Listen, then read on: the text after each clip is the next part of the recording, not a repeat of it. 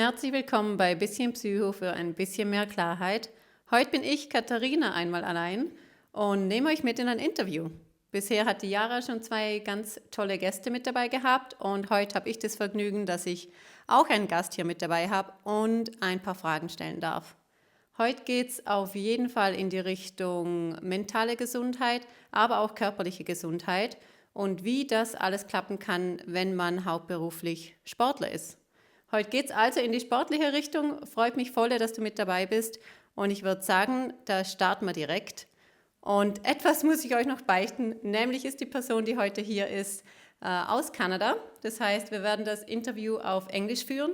Und für die, die da ein bisschen Struggles haben, sagt gerne Bescheid. Wir können euch da das Wichtigste auf Deutsch übersetzen, zuschicken, zukommen lassen. Und für alle anderen, den wünsche ich ganz, ganz viel Spaß. So, hi Tim, thanks for being here with us today, and I'm very, very happy to have you as a guest. Thank you, and I look forward to our conversation. Perfect. I don't know how a normal athlete interview usually starts, but I would like to know more about you as a person today. So, who are you today in one sentence, and maybe not mention that you're an athlete immediately? Wow, that's a tough question for the first one, but I'll answer as best I can. One sentence to describe myself without telling you who I am as an athlete, I guess. I'll say,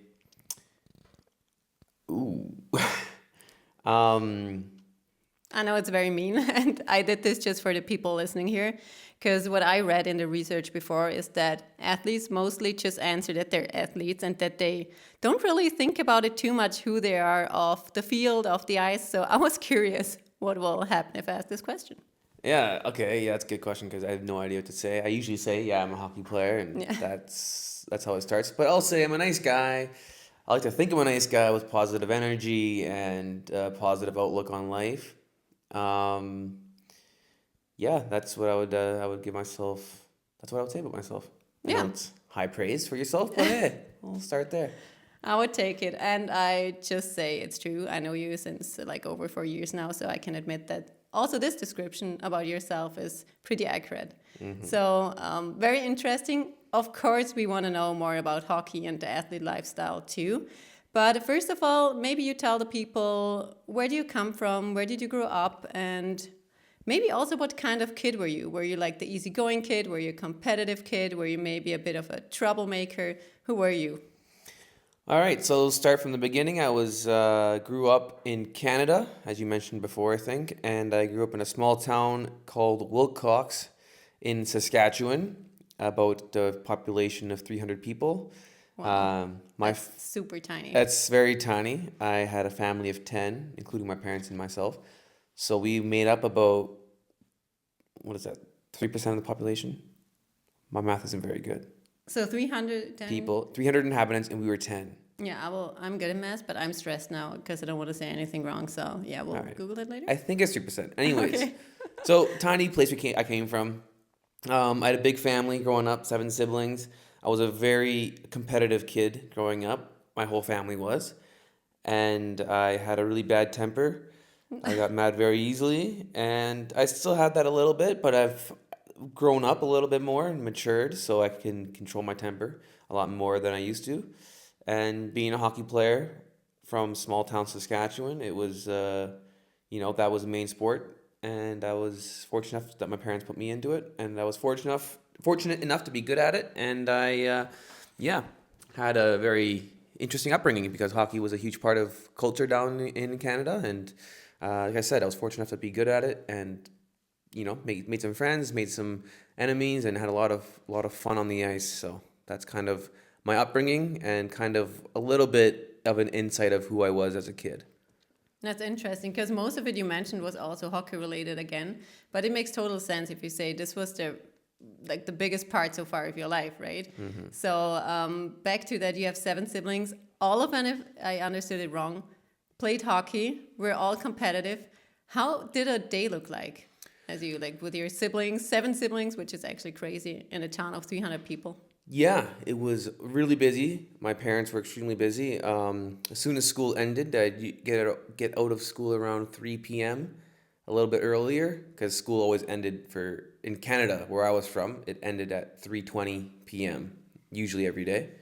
But we'd come out early at school at 3, go to the capital city, which was Regina, and we would have immediately my dad would always drive us, and dropping off kids at practice. I would get dropped off first at practice around 4 o'clock. My sisters would be next, and then my other sister, and then my other brother, and that's kind of how we usually had the schedule going. And then I wouldn't get picked up from practice until about 6 hours later, Oh my which goodness. sucked. I did not like that, waiting in the hockey rink forever, but I got to see a lot of hockey, I guess, and saw a lot of people play and practice after I did, and it was fun, I guess, for a while. But that was life, you get used to it. And my dad's a busy guy, so I didn't expect him to, put me first on his priority list.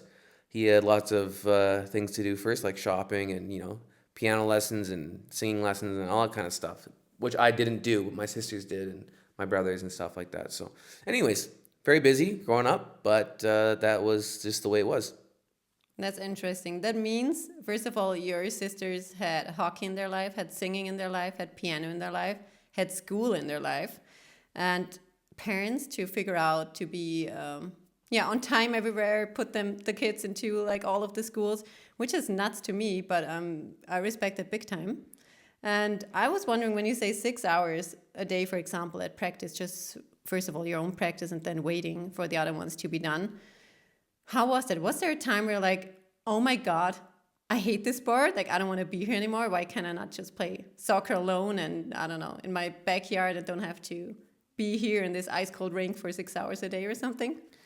Yeah, I mean, I didn't think about it that way, to be honest. I felt pretty fortunate to play hockey, and just considering how busy my dad was, and just hearing my dad's stories too when he was a kid, and how he had to hitchhike to the base. He was a baseball player, and how he had to hitchhike to baseball practice because his dad was very busy. And you know what? My dad came to every single one of my hockey games growing up, and his dad never went to one of his games. So it was a big difference in the way he looked at our situation. He made sure he was at every one of our games, and I appreciate that big time. And when I was younger, I didn't appreciate it. I kind of thought it was more of, I'm not sure what the right word for it is, but it's more of like a hassle, and he was always there because he was my biggest critic. So at every game, he would have something to say. But I remember when he didn't show up, I would feel sad, and I missed him, So I was really fortunate enough to have him at my hockey games, especially when I'm older now. I can appreciate those things a lot. And I'm not exactly sure what the question was, but it was... No, that's fine. That's interesting because I think that's a very, very impressive thing your dad did, especially if you have so many kids, to be present and to like be there, especially every single game. That is very, very cool. I would also say that's very fortunate and not the normal way over that.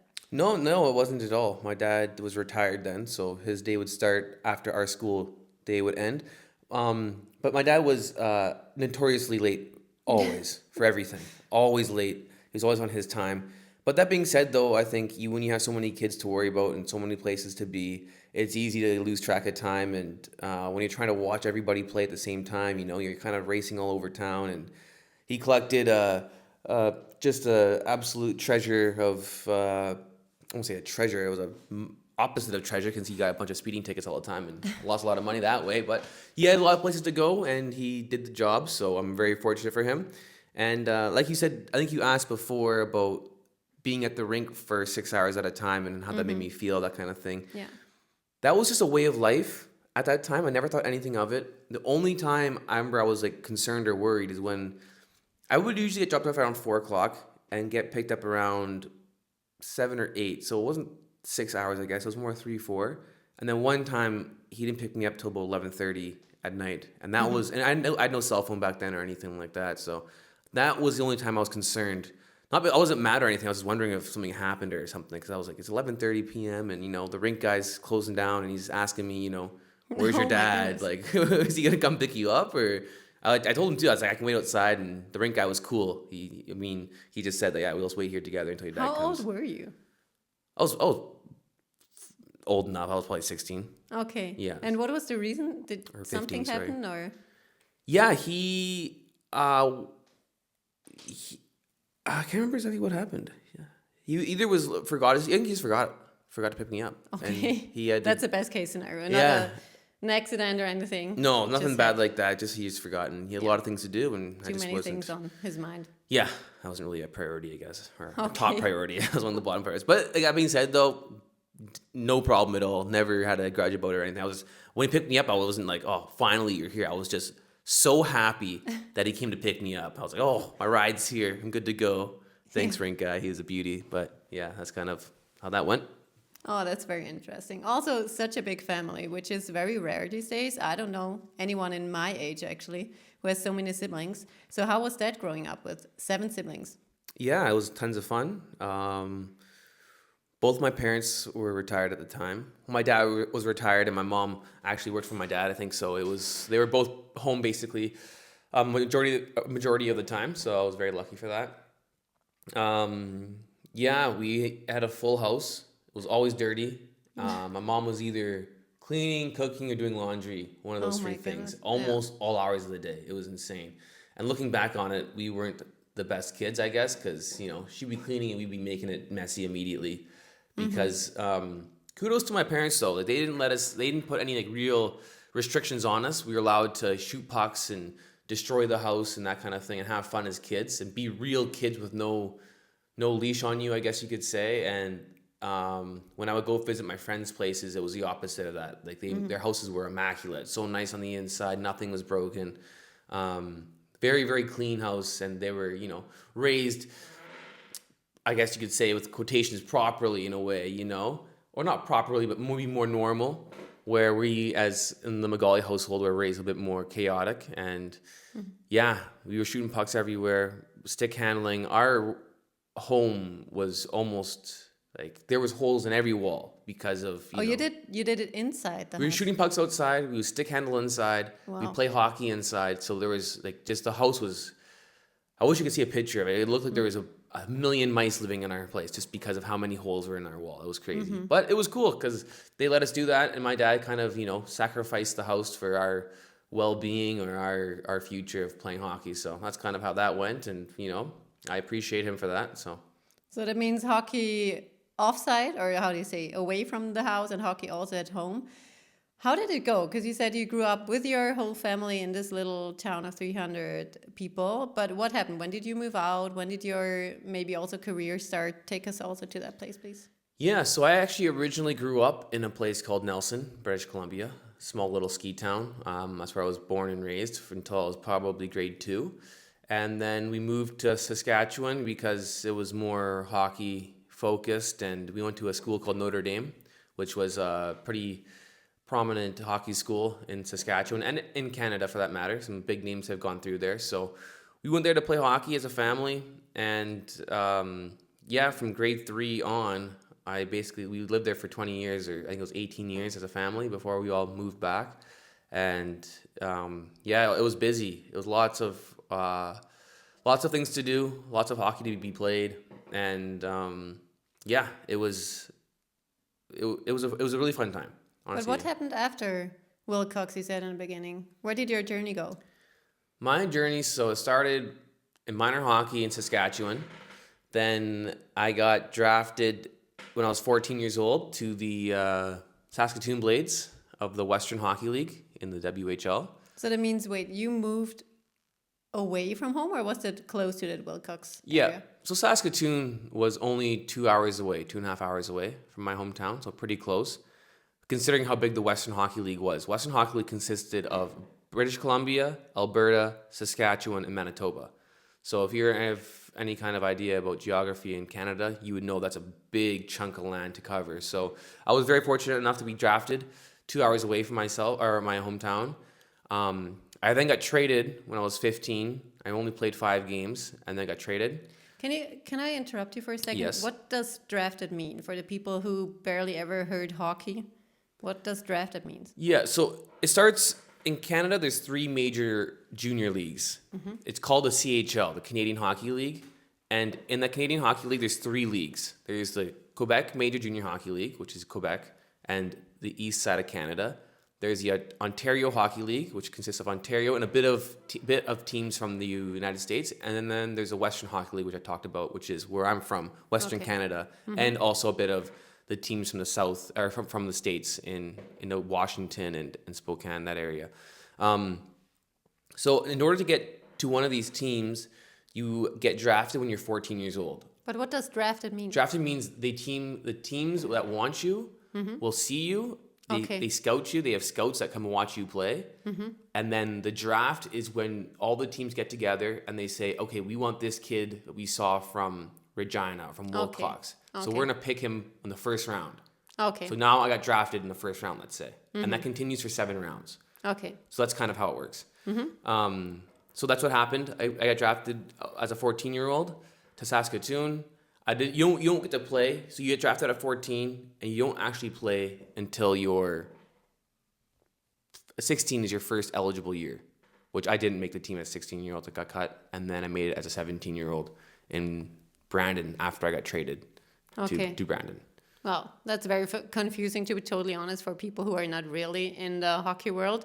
But that means you kind of like moved away with 14 already, or could you travel that with the car with your dad all the time when you had? Yeah, so I'll try to make it a little bit easier. I got drafted at 14 when I'm staying at home, right? Okay, you were staying I'm at home still. I'm still staying at home. 15, the next year, I'm still at home. And I'm playing for my local midget AAA, it was called, hockey team. But I'm still at home. And then when I'm 16, I'm allowed to leave to go to play junior hockey now. And that's allowed when you to leave. leave by, like, are we talking about your parents, or is there like a rule, or? Yeah, so now I got traded to a place called Brandon, Manitoba. Which is further away. Which is like 3.5 hours from my hometown. And then that's what I mean when I'm allowed to leave. I can leave my hometown and play for the Brandon Wheat Kings, which is 3.5 hours away. Wow. And I would live there for the hockey season and then come back. Okay, so you moved out from home with 16. 16, got cut, came back home For my 16-year-old year in hockey at Notre Dame. For 1 year, okay. For one hockey season, 1 year, exactly. And then when I was 17 is when I had my full season in Brandon, and then from there, I was moved out of the house. Okay, crazy. That's pretty young. Yeah, pretty young, but I heard a lot of things about this in Europe too, where a lot of people leave at a young age and they play hockey. But I was excited to leave, you know. I'm from a huge family, never had my own room or anything like that. And then I went to play juniors, and funny enough, I didn't get my own room again. I was living with my buddy in the same room for 4 years. You had to share a room? I had to share a room with them, yeah. So I never actually got my own room until I left. Even in pro, when I was in the East Coast Hockey League, I had to share my... Well, I had my own room, but I had to share the apartment at least. Yeah. Wow, that's nuts. But I guess you all have the same dream, your siblings or everyone who starts playing hockey, that you make it to the NHL, like the best league ever. Yeah. So how was it for you? Was there a moment where you're like, oh, this dream actually starts to feel real? Yeah, I mean, I always believed I could make the NHL since I was a kid. It was always my dream.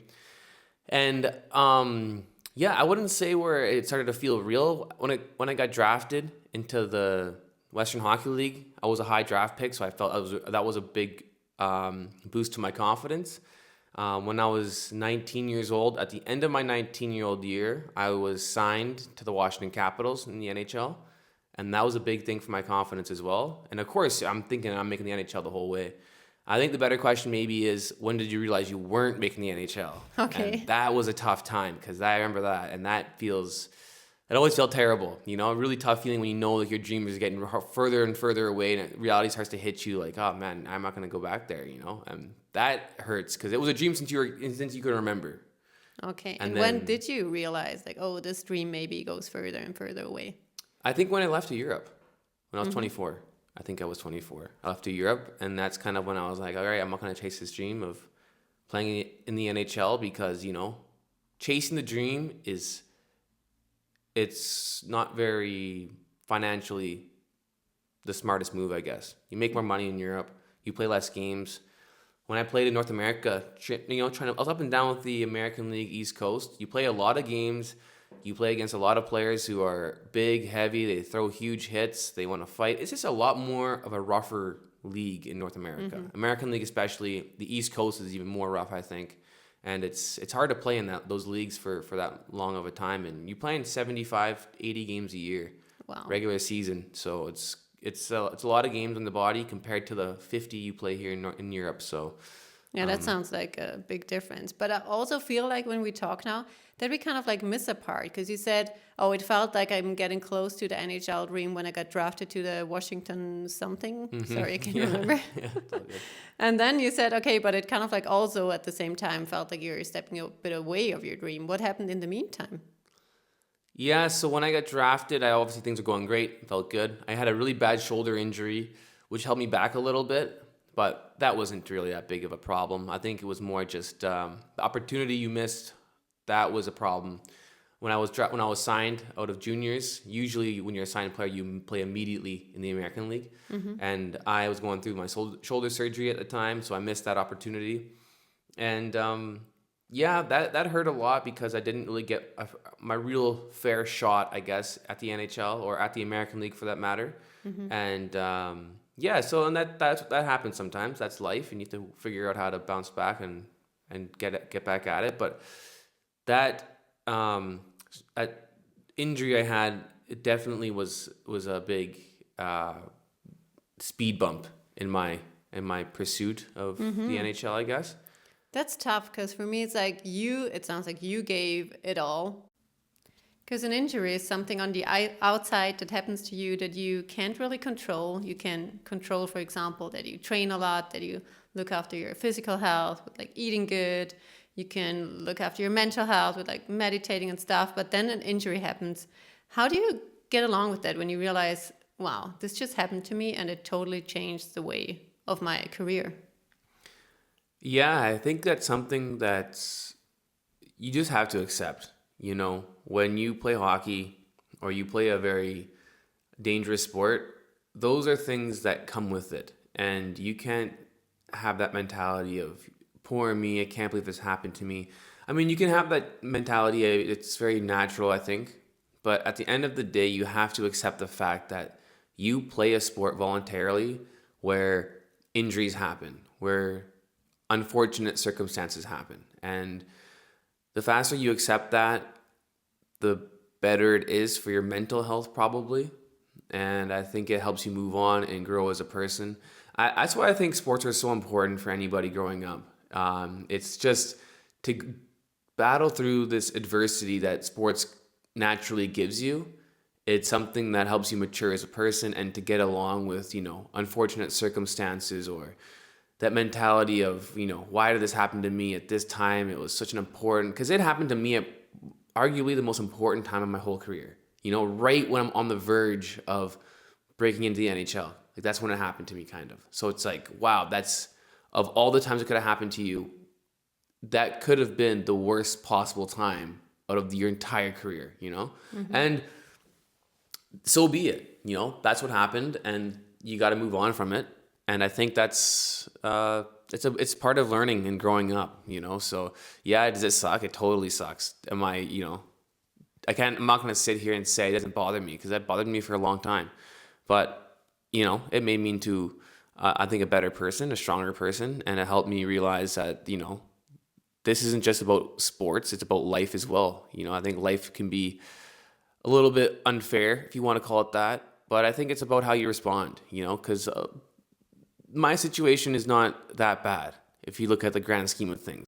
You have to get to that point first, Because for me, it's the first thing would be also, poor me. Why me? I trained, 20 years for this. And now this stupid injury happens to me. It's like, how do you get to that point where you switch your mind and look at it like, okay, this happened, but maybe it has something good or there worst things that could happen to me. And I feel like this is a tough process. Did you have anything that helped you with it? For example, if you ask psychologists, like meditating or, journaling or something, or what helped you personally? For me, the saying of everything happens for a reason is something that I really took to heart because that helped me get through that situation because there's a lot of great things that happened in my life that you could say was a direct result of me getting injured, For example? I've met a lot of cool people, I met my girlfriend over here in Europe. And if I made the NHL, I would have never came to Europe. No way. Yeah. So there's a huge part of my life that I owe to getting injured, and a huge positive impact on my life happened because you could say I got injured. And so, life it works in such interesting ways, You think you want something, like you think you need this dream of playing the NHL or whatever it is so badly that you kind of forget what's really out there, and your mind is so focused on one thing, it's kind of blind to the others that are, that are out there and for you to find out and figure out. But sometimes it takes an injury like that to really make you take a step back and realize, what you're missing out on. And yeah, like the hockey player inside me obviously is extremely disappointed, but the person that I am is extremely fortunate that that injury happened to me, because it really made me grow as a person. And like I said, I've seen a lot more than I would have seen had I not had this injury. So it's a blessing and a curse at the same time. Yeah. And you just got to roll with the punches, And if I think that that's going to be the last major hiccup in my life, I think I'm sorely mistaken, because I hope I have bigger mistakes or bigger hurdles I have to jump over in life, because it makes you grow. Like, those situations are what make you grow, Anybody can be positive and have a great time and just be happy-go-lucky when things are going great and they're scoring goals and they're signing huge NHL contracts for millions of dollars. It's easy to be happy, but let's see how you react when, things aren't going your way, where, you don't get that contract, or, you run into a really big injury, and that's like, how do you react from then? Are you still going to be the same happy-go-lucky guy, or are you just going to be what you really feel and be negative and just a downer and just really negative to be around and just dragging everybody with you to the bottom like an anchor, So there's multiple ways to look at it. For me, I look at it as a blessing, It's like as my life goes, it's been a huge blessing. And as sports go, maybe not so much. But let's be honest, life is a lot bigger than hockey. So hockey's fun. Hockey's great. Like, hockey is my life. I'm a hockey player. That's all I've ever known. And even I know that it's not going to last forever, Yeah. So you got to roll with the punches, and hockey's here to help me personally grow as a person. And it's done exactly that.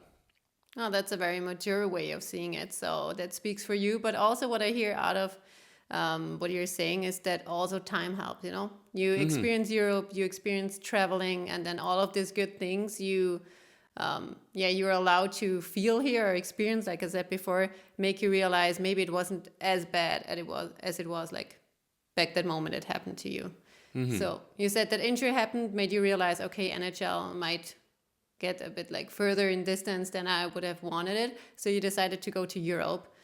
So how's your life now? You said you're traveling a lot, you see a lot. What did you see? Where have you been?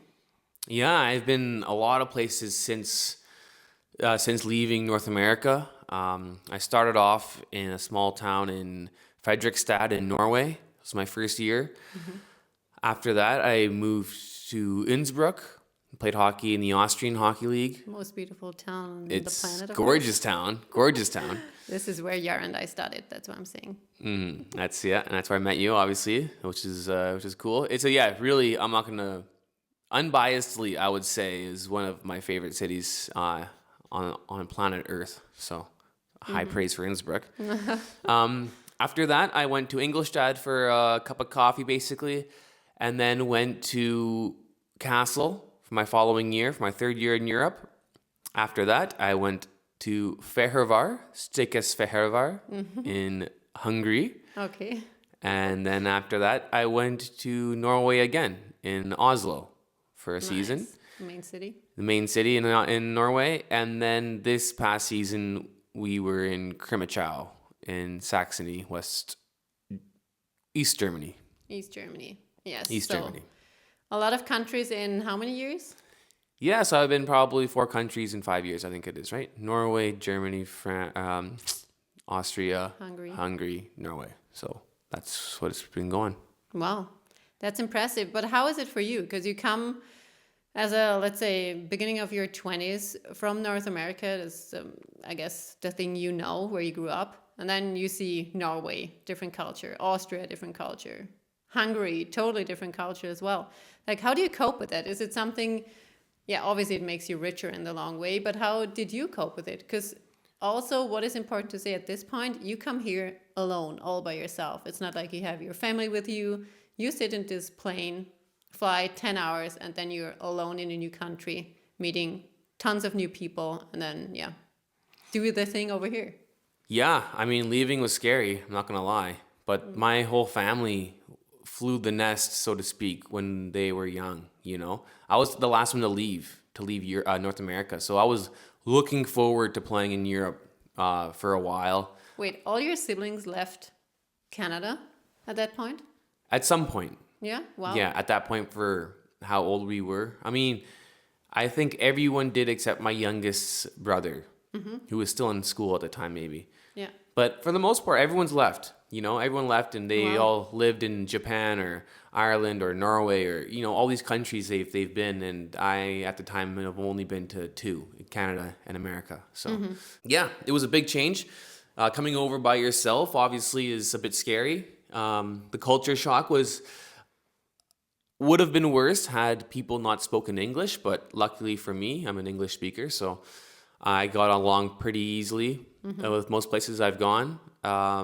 A lot of Google Translate, and that helped a lot too. Currencies. Yeah, the currencies, exactly. I remember when I was in Norway, I was paying like 10,000, whatever, Norwegian krone for something, and I was just like, "What is this in U.S. dollars?" So, anyway, so it was a lot of that. But at the end of the day, it was so cool to meet new people. You know, see new cultures, eat their food. You know, like just talk to other people and do what they do. You know, it was very cool, and I really am a believer in when you go to someone else's country to live life like they live life, because that's how you really submerge yourself into their culture. You know, I'm not gonna go to Norway and try to eat a burger and fries every day, or a steak and rice like I would make back here every day, kind of thing. Like I want to eat what they eat over there too, and they eat some very interesting things, especially for like Christmas or stuff like that. They have their own set meals and what they like to drink the traditions and stuff. Yeah. Exactly. So it was cool. It was very cool. That's nice. I think that's, like you said before, also a part where you can really grow if you really like dive into this experience you were able to have with the job you chose. And now I'm obviously curious, when you think of Europe, is there something you think people completely maybe misunderstood about Canadians now that you met so many people, or maybe something you would say you secretly enjoy about Europe that maybe Canadians would judge you for? Is there something which pops up in your mind? Yeah, I mean, Canada's got a pretty good reputation, I think, for the most part. I've never ran into anybody who didn't like me or just because I was Canadian. Yeah. If anything, actually, I think people think Canadians are nicer than they actually are, to be honest. Yeah. I mean, I grew up in southern Saskatchewan as a half Japanese kid, so I've seen Canadians in a lot less of a good light sometimes than you see them when you're outside looking in, let's say, you know?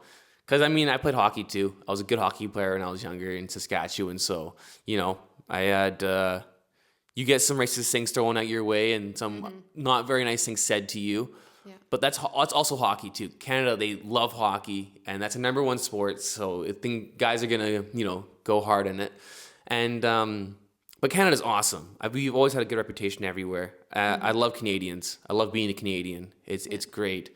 And if you're a Canadian out there and you haven't visited Europe, you gotta go. It's such a cool place. There's so many cool places over here that the history is just crazy. Canada's such a young place. It's so young in comparison to these towns in Europe and these churches. You see these churches made from the 13 and 1400s. It's just crazy. So Europe's awesome. It's really, really cool. I recommend it to everybody who's back home in Canada for sure. So get out of your comfort zone, make the trip across the pond, and come watch a game over in Krimichow, or go watch a game over in Innsbruck or something like that. Or at least go visit these places because they're beautiful, and there's people over here that are super cool to know and to get along with, and it's something you don't understand until you come here. I totally agree, and he's not allowed to say anything else on this podcast anyways. Yeah. Just don't come to Austria because it sucks. No, I'm just kidding. Austria's great. I love Austria. It's too late now. No. Anyways, the same also for us. Europeans should definitely jump over the pond once and then enjoy The US, Canada, and everything else, we have so many great countries. And yeah, these days it's so easy to travel. You sit into this plane a couple hours and you're there. Not like when we think of our parents or grandparents. It's just, thankfully for us, a way easier time. So yeah, why not try it out? I totally agree. Exactly. And Yara and I always say, like, jump out of the comfort zone is the main thing to do to grow. So yeah, just want to say that I'm absolutely with your opinion here. Do it, even though it might not be that easy in the beginning, but afterwards, I don't think a lot of people regretted it. Yeah. Well, you've seen Canada too. I think you can attest to how big that place is and how many different... Yeah, it's crazy. Yeah. Like here, for example, you drive, where I come from Vorarlberg, you drive an hour or two maybe. And you're in Germany, you're in Switzerland, you're in Italy. Like, you can visit countries, Liechtenstein, whatever, within 2 hours. And then you go to Canada, you drive 2 hours, and there's nothing. Like, no, it depends on where you are, obviously. But we were driving from Chicago, the US, all the way to Vancouver on a road trip. And there was like 6-7 hour trips a day where you just see flat landscape and nothing. Yeah. Maybe some tiny villages, but nothing else. And in Austria, you drive 6 hours and you're through the country. So that was very impressive to see the difference of that, like you said, how big it is in comparison to our countries here sometimes. Yeah, it's Canada itself, for example, is a massive country with only 40 million people. You know, it's like a country that big with 40 million people is basically empty. Like you said, we drove through, you know, Saskatchewan, Montana on the way up through from Chicago to Victoria. I guess we went up through, I think, Montana, South Dakota, North Dakota, and then into Saskatchewan. And those are all prairie land. Like, you got nothing there except for sunsets and sunrises and mosquitoes, and that's about it. So won't forget about that. No, that's not fun. There was one time we went huckleberry picking, and I had how many? I think you had 42 mosquito bites on your forehead. I had 42 mosquito bites just on my forehead. Yeah, you look like Megamind. Yeah, I did, unfortunately. And I'm a person, I love animals, just to my defense, how that happened. So I couldn't kill them. So all I did was just like wipe it off my forehead all the time. They obviously came back. And then I hit 40, 42 maybe bites. We counted them. I can't remember the exact same number, but yeah, it was a lot. And it was super itchy, holy. Oh yeah, those mosquitoes are waiting for you to come back. Yeah. They're like, oh, a free buffet, let's go. I will literally dive and bathe in that mosquito spray. Mosquito spray, I need beforehand. That. Or you can just slap them and kill them, maybe. Not killing animals over here. Teach their own, but this is very interesting about your life, first of all. But because of, I guess, Yara's and my job, I'm very interested also in the mental part. And I feel like hockey is such a man sport, such a tough sport, such a masculine sport. So I'm wondering, how is it? Is there maybe unwritten rule about emotions? Are you allowed to have emotions? And I mean, anger obviously is very common, and you're allowed to fight, which is actually crazy to the people out there who don't watch hockey. You are allowed to agree on a fight with someone by dropping the gloves, and then you can, during the game, fight. And then you get a few minutes penalty, 5 minutes, and then you're good, back on track. So it's a very hard sport, and I was just wondering, how is it? Can you just maybe, when you're mad, cry once and everyone would accept it, or would you be like a bit of a softie, or how would you call that? No, there's so many emotions involved in hockey. Like, from everything from disappointment to sadness to anger to elation to, ecstasy. It's just so many different emotions. And it's a very high, intense game with, a lot of physicality, a lot of, there's fighting, there's hitting, there's blocking shots. Guys are shooting this little disc at 100 miles per hour, which is, I think it's 160 kilometers an hour. I don't know miles. That's correct. But so anyways, fast. It's fast. Things are going off. Things are happening a lot. And I've had teammates that I've cried before. I've had teammates, get angry and slam sticks. I'm more of the slam my stick and yell a couple F-bombs if I'm angry. I'm not much of a crier, to be honest, but some guys are, and there's no judgment, Okay. Because guys want to win, guys got to win, and however you handle your emotions is on you. I think the only thing is, don't let it affect the team, So if you're going to be like me, for example, and come off the ice and slam your stick around, go slam your stick down the tunnel or somewhere where no one can see you, or you're not going to affect the team, because that's something that is easily, you could see it and it's something that's not going to help the boys when you're freaking out, Yeah. or if you're going to be so mad you have to cry, like go cry in the bathroom or something like that, like where no one can see you, kind of where it's like, okay, you're not going to affect the team in a negative way. And that being said though too, it's the same for, don't be overly positive or overly happy when things are going okay or going good for a shift or two, because they can change very quickly. And you want to be able to keep a very even keel. There's a saying in hockey, if you look at the bench, if you just watch the bench the entire game, that bench should be the same reaction always. It's very, that's a mature team. A mature team is a team that's not like a roller coaster ride of emotions where it's up and down and up and down. It's just flat as can be. And you can see them, okay, they have their emotions in check. They're a mature team. They score, they're happy. They get scored on, not a big deal. They're going to keep moving on. How do you handle that? Because imagine now you're getting scored on 5 times, your line sucks. And how do you sit there and just accept it or get rid of that maybe negative feeling or whatever? Do you have any rituals you do or something to yourself? Yeah, that's a really good question. The older I got, the better I've gotten with that. When I was younger, 5 years ago, let's say, I would be slamming my stick around and be very angry, and you can see it. I'd be yelling the F-bomb, and it'd be clear as day. The opposing team can just look at, 23 over there. He's obviously off his game right now. He's yelling, screaming. You can hear him slashing his stick. But now I think I've gotten more mature with my mindset and trying to be like, okay, that's happened already. Let's worry about the next one. It's about the next one. And positive reinforcement helps a lot.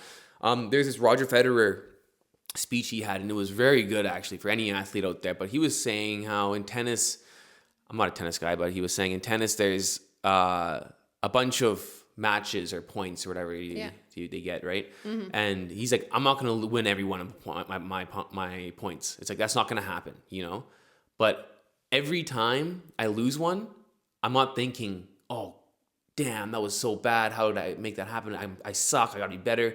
He would always say, okay, that's over. It's the next one now. I'm good. I love tennis. I love playing tennis, And that would help him conserve energy. And apparently it was scientifically proven. Now, this should probably be looked at more deeply because I'm just with a grain of salt, please. But apparently that you conserve more energy the more positive self-talk you have to yourself. 100%. Yeah, and I started trying to take that into hockey because you can have a bad pass, bad shift. It's going to happen. It's inevitable. It's going to happen.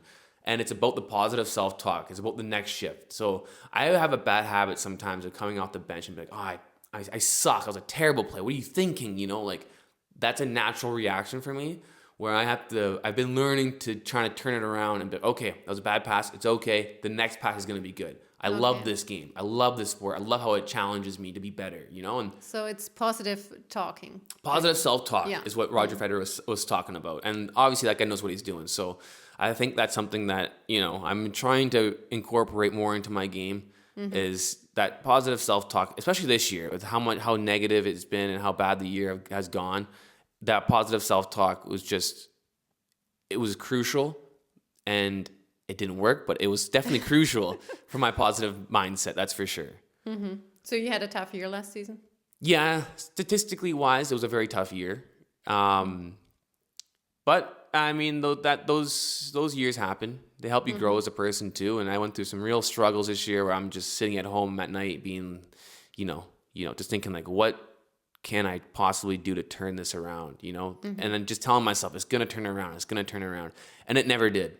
The whole year was bad. I mean, when I say whole year was bad, I'm talking about half a point a game, and that's not good enough, I don't think. And whatever you compare it with, I guess. Exactly. It's what you compare it with. And I've compared it with my previous seasons where I've been a lot better and more effective. But you know what? That's life. That's hockey. And I think it's going to turn around next season. And if it doesn't, then holy, I got to figure something out. So I'm sure it will. So how I met you today and how positive you are overall, I think good things will come your way for sure. But it's not easy, I assume, especially if there's a season which costs you a lot of energy, even though you try to stay positive. And I mean, I can just always recommend we say it in every other podcast too, like to journal, to meditate, to take some time off screen. There's so many easy things to try out, and not everything has to be your cup of tea, but maybe something really helps you to feel better in your head, at least physical wise.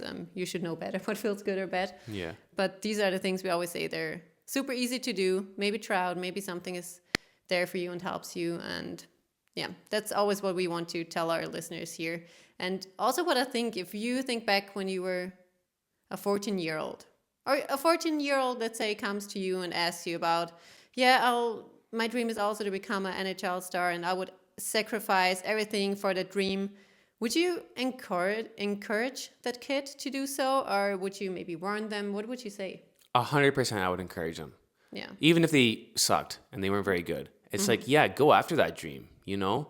It's something I think it's going to improve who you are as a person. Even if you don't make it, you're going to find out who you really are.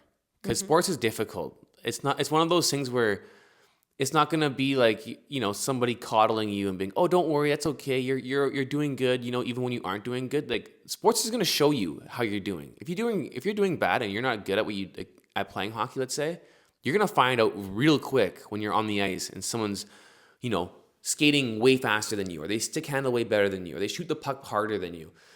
Then you have to figure out for yourself, okay, how am I going to make my skill set to beat this guy? How am I going to beat a guy who's faster than me? Okay, maybe I'm going to get really strong holding the puck. It makes you solve problems. And I think that's something that sports helps a lot with kids, is solving those problems.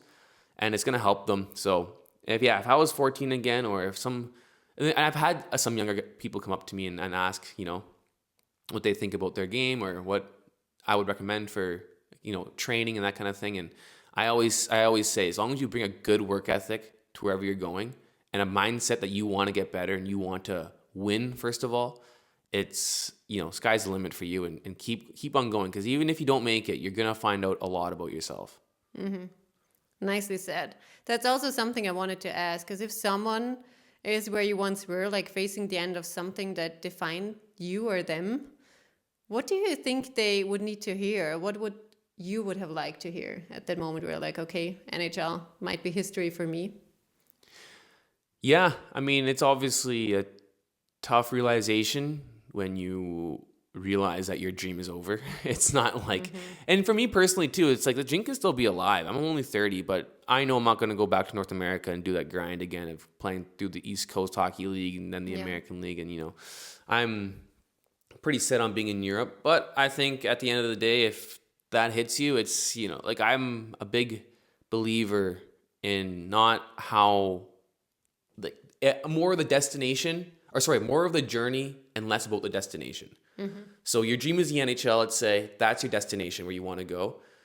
The journey to me is more important than that destination. So the people you meet along the way, the flaws you learn about yourself, the problems that come to you and how you fix those problems, and how you further yourself and make yourself a better player, a better version of yourself, that is more important than that destination of being in the NHL. So I think if you can figure out how to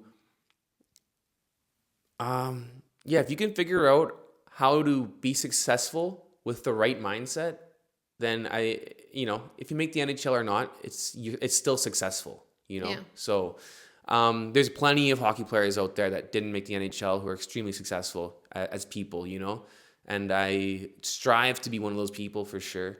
And I really look forward to the next challenge of hockey, or the next challenge that hockey is going to present to me, because I know it's going to be a challenge, and I know it's going to be fun, and I know it's something that's going to improve me as a person. And I think a lot of young people out there will figure that out too, that hockey is going to challenge you, and you're going to find out a lot about yourself. Even if you don't make it to the top leagues, you'll find a lot about yourself, and you'll find a lot of successful attributes that you have that you didn't know you had until you ran into these problems or these challenges. Let's say challenges more than problems. Yeah, and I think that's it with every sport, not just hockey. Yeah. And at the end of the day, you can define for yourself what success is. You right now play hockey, a sport you love, as that's literally your job. You earn money with it. You travel the world for it. So for me, from the outside looking in, that's pretty successful.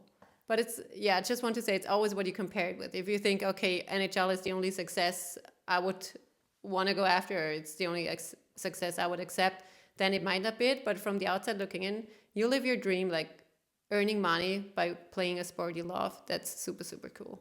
Yeah, no, I'm very fortunate to be where I am. That's 100%. I'm very, very fortunate to be where I am. I'm very proud of myself for what I've done through my hockey career. Like I said, I didn't say this, but if I was a young kid, like my younger self at 7 or 8 years old would be very happy with who I am now, playing professional hockey, getting paid to do it, you know? They would be more happy had I been in the NHL, but they're definitely happy with what I've been doing. So, you know, I've had friends and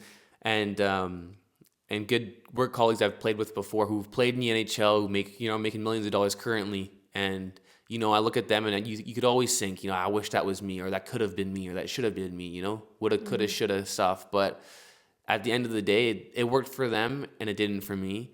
And to be happy for those guys is something. Honestly, it's hard sometimes because it feels like you're jealous or you're envious, but you have to understand that, you know, it worked for them, and that's great for them. You know, you really have to learn to be happy for them, because I am happy for these guys who have made it. You know, it's like, you've made it, man. You're set for life, and you're playing in the biggest stage in the world. Like, that's super cool that I got to share the ice with you at one point. You know, that's very, very cool. But the competitor in you is always going to be there and say, "Oh, I'm a better player than you. I'm a better player than that guy, this guy, that guy, and I could be there. I should be there." You know, that's a competitor in you, and that's what makes you, you know, work harder in the gym or work harder on the ice, and those things help, you know, Keep you going. Exactly right. But at the end of the day, I'm very happy for those guys. I'm happy I had the opportunity to share the ice with those guys, and it's been very, very cool, the road I've been on. It all sounds so mature and so good. You know, I think it's a hard way to get to the point to see things how you do it today.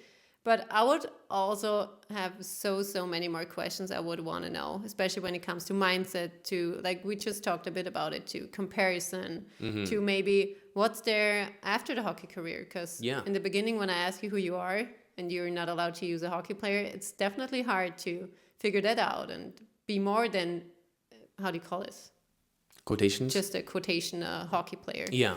And so I would say, because this is getting longer and longer over here, we might do a second part sooner or later if you're open to that.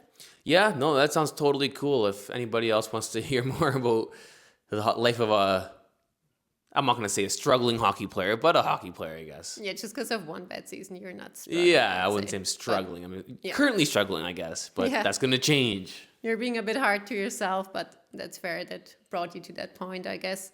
And yeah, what I wanted to say is, like, if you guys enjoyed this episode, if you want to know more about the life of a hockey player, the life of Tim, how this is, and anything else, just write us the questions, share it with us, and we can bring another episode out. Sounds good. All right, then I thank you so much for all of the time you brought, all of the things you shared. I know some are private too, bring in your, like, facts of your family or whatever. I really appreciate it. Yeah, thanks for the interview, and anything I can share about my life that makes somebody out there maybe a little bit more at ease about hockey or playing sports, and that's kind of, you know, that's cool to share. And so thanks for having me on the podcast. Thanks, Tim. So I switched to German, but we'll talk later. All right, perfect. Ciao. Ciao. Tschüss und ciao ist Krimi ciao. Tschüss und ciao ist Krimi ciao. Das war's heute mit bisschen Psycho für ein bisschen mehr Klarheit. Ich hoffe, ihr konntet ein bisschen was mitnehmen. Es war sehr persönlich, einfach auch so ein bisschen die Geschichte von Tim, von seinem Erfolgsweg. Ich nenne es auf jeden Fall Erfolg, weil wenn ich denke, du kannst Geld verdienen mit etwas, das dir Freude macht, dann ist es in meinen Augen und beziehungsweise Jahres und meinen Augen schon ganz viel Erfolg. Dann finde ich schön, dass man das so ein bisschen teilen kann. Es zeigt nur, alles ist möglich, und ich finde auch ein paar Themenbereiche, die er angesprochen hat, wie man Dinge sehen kann, da dürfen wir uns alle ein Scheibchen abschneiden, aber bis dahin ist es natürlich immer ein Weg, und auch wenn etwas mal passiert, wie eben so eine Verletzung, die er beschrieben hat, dass man da wieder positiv rausgeht, dass das einfach Zeit braucht und dass es okay ist.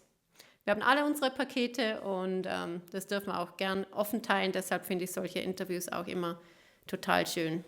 So, genug gequatscht, heute ging es wieder ein bisschen länger, und dank euch oder dir, dass du heute mit dabei warst. Wie gesagt, falls wir nochmal eine Folge mit ihm aufnehmen sollen, dann schickt uns gerne Fragen, schickt uns irgendwie vielleicht ein Thema, das euch interessiert. Kann auch nur über Hockey sein, kann nur über Tim sein, kann nur über Sport und Mindset sein, da sind wir offen. Alles, was euch ein bisschen mehr Klarheit bringt oder einfach interessiert, freuen wir uns, wenn wir da helfen können. So, that was it. Und dann wünschen wir euch ganz einen feinen Abend oder Tag, je nach wann ihr das hört. Bis bald. Ciao, ciao.